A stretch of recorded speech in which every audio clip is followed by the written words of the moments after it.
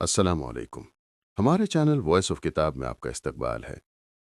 آج ہم سنیں گے تمیم انصاری کی کتاب ڈیسٹنی ڈسرپٹڈ کا اگلا حصہ۔ شروع کرنے سے پہلے اگر آپ نے ابھی تک ہمارے چینل کو سبسکرائب نہیں کیا ہے تو آپ کر لیں۔ آج ہم تاریخ کے ایک بہت ہی آپ کہہ لیں فیصلہ کن موڑ کا جائزہ لے رہے ہیں۔ جی یہ وہ زمانہ تھا جب اسلام ایک عالمی مذہب بن چکا تھا، فتوحات کا وہ ابتدائی دور گزر گیا تھا، بالکل۔ اور اب سوال یہ تھا کہ اس نئی وسیع و عریض مسلم تہذیب کی اپنی فکری اور روحانی شناخت کیا ہوگی؟ ہاں، خاص طور پہ عباسی دور میں جب یہ علماء، فلاسفہ اور صوفیاء کے بڑے بڑے مکاتب فکر سامنے آئے۔ تو یہ ایک زبردست تبدیلی کا وقت تھا، اموی خلافت کا خاتمہ۔ جی ہاں، اور عباسیوں نے اقتدار سنبھالا اور دارالحکومت بھی دمشق سے بغداد منتقل ہوا۔ بغداد وہ تو صرف ایک شہر نہیں تھا نا؟ نہیں، بالکل نہیں، وہ تو ایک نیا عالمی مرکز بن گیا تھا، علم و حکمت کا، تجارت کا اور مختلف تہذیبوں کے ملاپ کا۔ ایک نئی تہذیبی پہچان بن رہی تھی، یوں سمجھیں۔ تو آج ہماری گفتگو کا مقصد یہ سمجھنا ہے کہ اس زمانے کے مسلمانوں نے اپنے عقیدے کو کیسے سمجھا اور بیان کیا، جی، اور وہ جو دوسری تہذیبوں سے خاص طور پر یونانی اور فارسی دانش سے علم حاصل ہوا، اسے اپنے نظام میں کیسے جگہ دی۔ اور یہ بھی کہ اسلام کے وہ باطنی اور روحانی پہلو جو صرف قانون اور ظاہری رسومات سے آگے ہیں، ان کی تلاش کیسے ہوئی۔ بالکل۔ اور یہ کھوج واقعی بڑی دلچسپ ہے، کیونکہ ایک طرف تو سلطنت پھیل رہی تھی، شان و شوکت بڑھ رہی تھی، ہاں، اور دوسری طرف یہ سوالات بھی تھے کہ بھئی اس سب کا مطلب کیا ہے، زندگی کیسے گزاریں، عقیدے کی اصل روح کیا ہے۔ تو ایک طرح کی اندرونی کشمکش چل رہی تھی۔ جی، جو اس پورے دور کی فکر پر چھائی رہی۔ چلیں تھوڑا سا پس منظر دیکھتے ہیں۔ عباسی انقلاب یہ کوئی چھوٹی بات تو نہیں تھی۔ بالکل نہیں، امویوں کا تختہ الٹ دیا گیا۔ ابو مسلم خراسانی جیسے لوگوں کا بڑا کردار تھا، سنا ہے۔ جی ہاں، اور پہلے عباسی خلیفہ نے تو الصفاء کا لقب اختیار کیا۔ خون بہانے والا۔ ہاں، یعنی امویوں کے انجام کی طرف واضح اشارہ تھا یہ۔ اور پھر بغداد کی تعمیر۔ اوہ، بغداد 9ویں صدی کے ایک سیاح تھے یعقوبی، انہوں نے لکھا ہے کہ شہر میں 6000 گلیاں اور کوچے تھے۔ 6000! ناقابل یقین۔ تصور کریں۔ اور کاغذ کی سینکڑوں دکانیں تھیں، وہ کاغذ جو چین سے آیا تھا اور علم پھیلانے میں ایک انقلاب لا رہا تھا۔ واہ! اور ہر پیشے کے لیے الگ محلے تھے۔ یہ واقعی ایک کاسموپولیٹن شہر تھا، جہاں مشرق و غرب سے لوگ اور خیالات آ رہے تھے۔ کمال ہے۔ اور یہیں ہمیں وہ تہذیبوں کا ملاپ بھی نظر آتا ہے نا؟ جی ہاں، فارسی اثرات تو بہت گہرے تھے۔ اور عباسی دربار نے سنا ہے بائزنطینی اور ساسانی طور طریقے اپنا لیے تھے۔ بالکل، یہ پہلے خلفاء کی سادگی سے بہت مختلف تھا۔ ہاں، وہ تو بہت سادہ زندگی گزارتے تھے۔ یقیناً، اور یہ تضاد بہت اہم ہے۔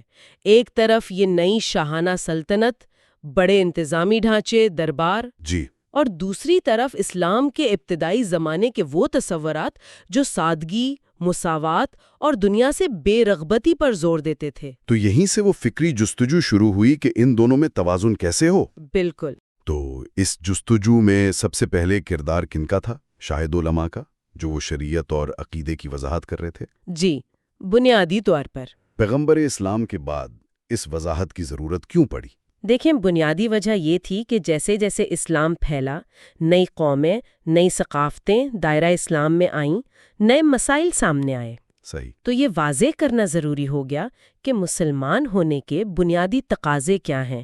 چنانچہ وہ 5 بنیادی ستون یا ارکان متعین ہوئے۔ شہادت، نماز، زکوٰۃ، روزہ اور حج۔ جی، شہادت، صلاۃ یعنی نماز، زکوٰۃ، صوم یعنی روزہ، اور حج استطاعت رکھنے والوں کے لیے۔ لیکن کیا دین صرف ان 5 چیزوں تک محدود تھا؟ میرا مطلب ہے روزمرہ زندگی کے ہزاروں معاملات تھے، سماجی انصاف کا سوال تھا، جہاد کا تصور۔ ہاں، کمیونٹی کا دفاع، اس کی بھلائی، ان سب کے لیے بھی تو رہنمائی چاہیے تھی نا؟ بالکل درست۔ اسی لیے ابتدائی خلفاء جیسے حضرت ابو بکر رضی اللہ عنہ اور خاص طور پر حضرت عمر رضی اللہ عنہ، انہوں نے بنیادیں مضبوط کیں۔ قرآن کی جمع و تدوین۔ جی، قرآن کو ایک مصحف کی شکل میں جمع کیا گیا تاکہ وہ ہمیشہ کے لیے محفوظ ہو جائے، اور حضرت عمر رضی اللہ تعالی عنہ کے دور میں ریاست کے ادارے بنے، اور ایک طرح سے دینی علم پر غور و فکر کرنے والوں کی حوصلہ افزائی ہوئی۔ ہاں، وہ جو آتا ہے بعض روایات میں کہ حضرت عمر رضی اللہ تعالیٰ عنہ اہل قلم یا اصحاب صفہ جیسے گروہوں کو وظائف دیے جی تاکہ وہ دین کو سمجھنے سمجھانے پر توجہ دے سکیں، تو یوں سمجھیں کہ پروفیشنل اسکالرز کا آغاز ہو رہا تھا۔ کہہ سکتے ہیں، اور اسی دور میں حدیث کا علم پروان چڑھا۔ حدیث یعنی پیغمبر اسلام کے اقوال و افعال۔ جی، اور آپ کی خاموش تائیدات بھی۔ یہ قرآن کی عملی تشریح اور زندگی کے ہر شعبے میں رہنمائی کا ذریعہ ہے۔ لیکن اہم بات یہ تھی کہ حدیث کو قبول کرنے کا معیار بہت سخت رکھا گیا۔ بہت زیادہ۔ اسناد کا نظام بنایا گیا، یعنی ہر حدیث کے راویوں کی پوری زنجیر دیکھی جاتی تھی کہ وہ کہاں تک مستند طور پر پہنچتی ہے۔ یہ اسناد کا نظام کتنا سخت تھا؟ کوئی مثال ہے اس کی؟ بہت سخت۔ سب سے مشہور مثال تو امام بخاری کی ہے، اچھا، جو حدیث کے سب سے مستند مجموعے کے مؤلف ہیں۔ کہا جاتا ہے کہ وہ ایک شخص سے حدیث لینے گئے، لیکن دیکھا کہ وہ شخص اپنے بھاگے ہوئے گدھے کو خالی تھیلا دکھا کر بلا رہا ہے جیسے اس میں دانا ہو۔ امام بخاری وہیں سے واپس آ گئے۔ ہاں، انہوں نے سوچا کہ جو جانور کو دھوکہ دے سکتا ہے وہ پیغمبر اسلام کی بات نقل کرنے میں کیسے قابل اعتبار ہو سکتا ہے۔ کمال ہے، اس قدر چھان بین۔ جی، اس قدر چھان بین کے بعد حدیثیں جمع کی گئیں۔ واقعی یہ تو حیران کن باریک بینی ہے۔ تو قرآن اور مستند حدیث کی بنیاد پر شریعت بنی، جی، اور اس میں وہ اصول بھی استعمال ہوئے جیسے قیاس یعنی مشابہت کی بنیاد پر استدلال۔ ہاں، قیاس اور اجماع یعنی علماء کا کسی بات پر متفق ہو جانا۔ اچھا، اور ایک اور بہت اہم اصول تھا اجتہاد کا۔ یعنی کسی عالم کا اپنے علمی قابلیت کی بنیاد پر قرآن و سنت کی روشنی میں کسی نئے مسئلے پر آزادانہ رائے قائم کرنا۔ بالکل، یہ شروع میں تو بہت عام تھا، لیکن رفتہ رفتہ جیسے فقہ کے 4 بڑے مکاتب فکر مستحکم ہوئے، حنفی، مالکی، شافعی، حنبلی، ہاں، تو نئے اجتہاد کی گنجائش کم ہوتی گئی۔ لوگ کہنے لگے کہ جو کام بڑے امام کر گئے، اب ہمیں بس ان کی پیروی کرنی چاہیے۔ تو اس طرح علماء ایک طاقتور طبقے کے طور پر سامنے آئے جن کا قانون، تعلیم اور معاشرے پر گہرا اثر تھا۔ جی، لیکن کیا یہ کہنا درست ہے کہ یہ طبقہ اکثر قدامت پسند رہا، نئی تبدیلیوں کو شک کی نگاہ سے دیکھتا تھا؟ یہ ایک عام تاثر ہے اور اس کی وجہیں تو ہیں۔ ہر قائم شدہ نظام اپنی بقا چاہتا ہے۔ صحیح۔ لیکن اسی دور میں ایک دوسرا گروہ بھی تھا جو بالکل مختلف سوالات اٹھا رہا تھا۔ وہ تھے فلاسفہ۔ ہاں، یہ بڑا دلچسپ پہلو ہے۔ عباسی دور میں مسلمان یونانی، پارسی، ہندوستانی علوم سے براہ راست رابطے میں آئے۔ جی، بغداد کا بیت الحکمت تو گویا علم کا خزانہ تھا، دنیا بھر کی کتابوں کے ترجمے ہو رہے تھے وہاں۔ بالکل، اور سب سے زیادہ اثر یونانی فلسفے کا ہوا۔ افلاطون کے نظریات، عالم مثال، روح کا سفر اور ارسطو کی منطق۔ ہاں، خاص طور پر ارسطو کی منطق، کائنات کی درجہ بندی اور وہ علت و معلول یعنی سبب اور نتیجے کا تصور۔ Cause and effect. جی، اس نے مسلم مفکرین کو ایک نیا فکری ڈھانچہ فراہم کیا۔ لیکن ان کا مقصد کیا تھا؟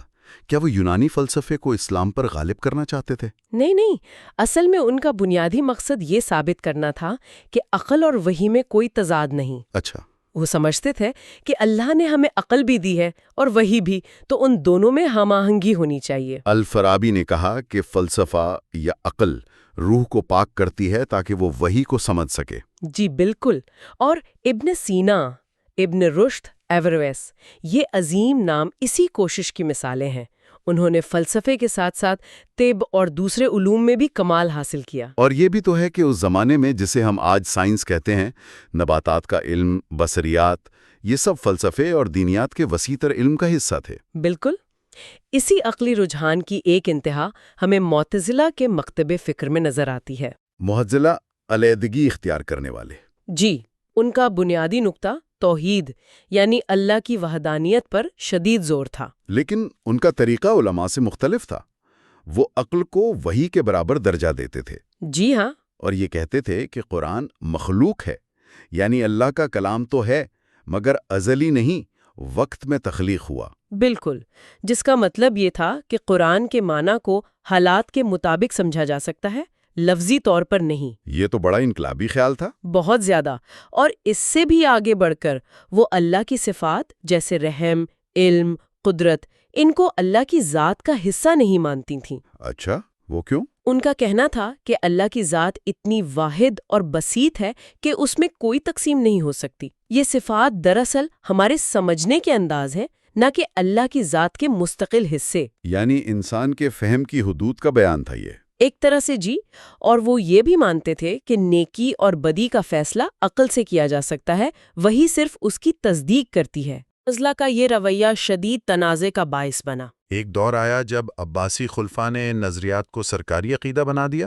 جی، اسے محنہ یعنی آزمائش کا دور کہتے ہیں، اور اپنے مخالفین پر سختیاں کی۔ امام احمد بن حنبل جیسے جید عالم، انہوں نے مزاحمت کی۔ جی، انہوں نے قرآن کو مخلوق ماننے سے انکار کیا اور قید و بند کی صحبتیں برداشت کیں۔ تو سرکاری جبر بھی ہوا، لیکن آخرکار معتزلہ کا زور ٹوٹ گیا۔ جی، ان کا زور ٹوٹ گیا۔ تو کیا اس کے بعد فلسفے کا وہ زور بھی ختم ہو گیا؟ خالص یونانی طرز کے فلسفے کا زور یقیناً کم ہو گیا، اگرچہ فلسفیانہ سوچ کے اثرات باقی رہے۔ لیکن اب ایک تیسرا راستہ سامنے آ رہا تھا، اچھا، کون سا؟ جو نہ صرف قانون پر زور دیتا تھا، نہ صرف عقل پر، بلکہ دل کے تجربے اور روحانی واردات پر۔ یہ تصوف کا راستہ تھا۔ ہاں، یہ سوال تو پیدا ہوتا ہے کہ کیا شریعت کی پابندی اور عقلی دلائل ہی کافی ہیں؟ کیا روح کی کوئی پیاس باقی نہیں رہتی؟ بالکل، کیا دین صرف ضابطوں کا نام ہے؟ یہیں سے صوفیہ کی تحریک شروع ہوئی ہوگی، شاید پہل زہد و تقوی کی صورت میں۔ بالکل، یہ ایک طرح کی داخلی بے چینی تھی کہ کیا بس یہی سب کچھ ہے؟ شروع میں یہ انفرادی زہد و عبادت کی شکل میں تھی، پھر رابعہ بصری جیسی عظیم خاتون صوفی سامنے آئیں۔ ان کی شاعری اللہ کے لیے شدید محبت بھری شاعری۔ جی، عشق سے بھری ہوئی۔ وہ ظاہری عبادات سے آگے بڑھ کر اللہ کے ساتھ ایک ذاتی محبت بھرے تعلق کی بات کرتی تھیں۔ اور پھر آہستہ آہستہ یہ ایک منظم طریقت یعنی راستے کی شکل اختیار کرنے لگا۔ جی ہاں، جس میں مرشد، پیر یا شیخ ہوتا ہے، مرید ہوتے ہیں، اور روحانی ترقی کے باقاعدہ مراحل ہوتے ہیں۔ جس کا آخری مقصد فنا فی اللہ یعنی اپنی ذات کو اللہ میں گم کر دینا۔ جی، اور یہیں سے علماء کے ساتھ ان کی کشیدگی شروع ہوئی۔ وہ کیسے؟ دیکھیے، علماء ظاہری شریعت پر زور دیتے تھے، جبکہ صوفیہ باطنی تجربے کو اہمیت دیتے تھے۔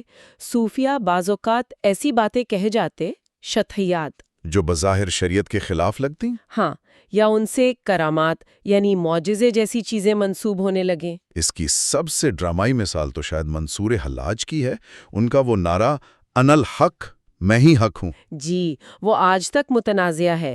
علماء نے اسے صریح کفر سمجھا اور انہیں سولی دے دی گئی۔ لیکن ان کی شہادت نے تصوف کو ختم نہیں کیا۔ نہیں، بلکہ شاید مزید پراسرار اور پرکشش بنا دیا، اور تصوف میں دو دھارے واضح ہو گئے۔ ایک ہوش مند صوفیاں کا، جیسے جنید بغدادی، جو شریعت کی پابندی کو اہم سمجھتے تھے۔ بہت اہم، اور دوسرے جذب و مستی والے، جو روحانی واردات میں گم رہتے تھے۔ تصوف کا ایک اور دلچسپ پہلو فتوت کا تصور ہے۔ یہ کیا چیز تھی؟ فتوت کا مطلب ہے جواں مردی۔ یہ صوفیانہ اخلاقیات کا ایک ضابطہ تھا جس میں بہادری، سخاوت، مہمان نوازی، کمزوروں کی مدد، قول کی پاسداری جیسے اصول شامل تھے۔ اچھا، یہ صرف صوفیہ تک محدود نہیں رہا، بلکہ بعد میں شہروں کے دستکاروں کی انجمنوں، گلڈز اور غازیوں، سرحدی مجاہدین نے بھی اسے اپنا لیا۔ اور اس کی جڑیں حضرت علی رضی اللہ تعالیٰ عنہ اور حضرت ابو ذر غفاری رضی اللہ تعالیٰ عنہ جیسے صحابہ سے جوڑی جاتی ہیں۔ جی ہاں، ان کے روایات سے۔ تو اب ہمارے سامنے تین واضح دھارے ہیں: شریعت پر کاربند علماء، عقل کو رہنما ماننے والے فلسفہ، اور باطنی تجربے پر زور دینے والے صوفیہ۔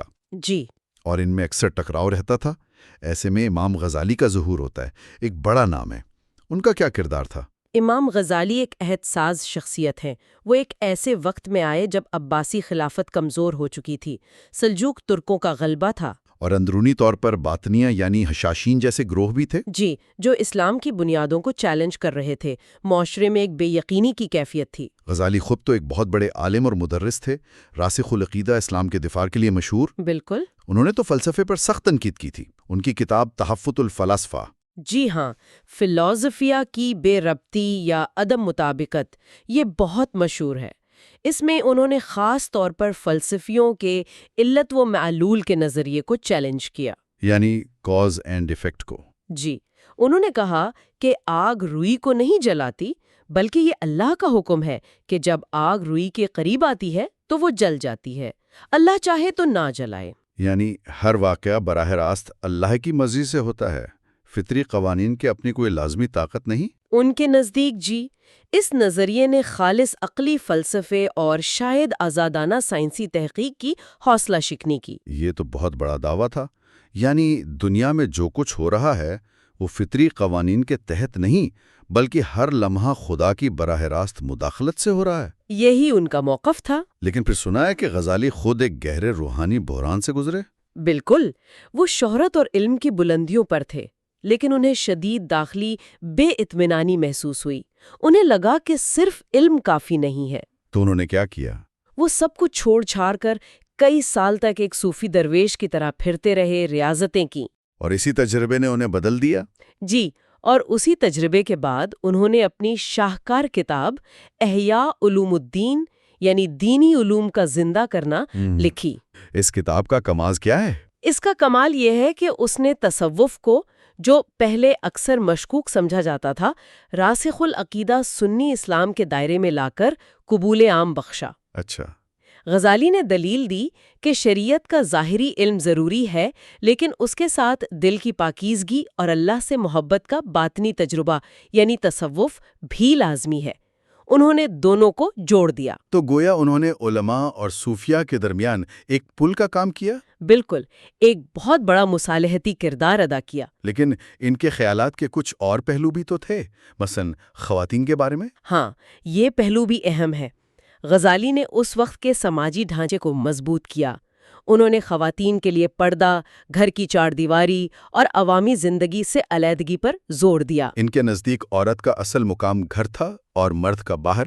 جی، یہ خیالات شاید اس دور کی سماجی بے رہروی اور انتشار کے رد عمل میں تھے، لیکن انہوں نے پادشاہی نظام کو مزید تقویت دی۔ تو نتیجہ کیا نکلا؟ غزالی کی کوششوں سے کون سا راستہ غالب آیا؟ نتیجہ یہ نکلا کہ غزالی کی یہ ترکیب غالب آ گئی۔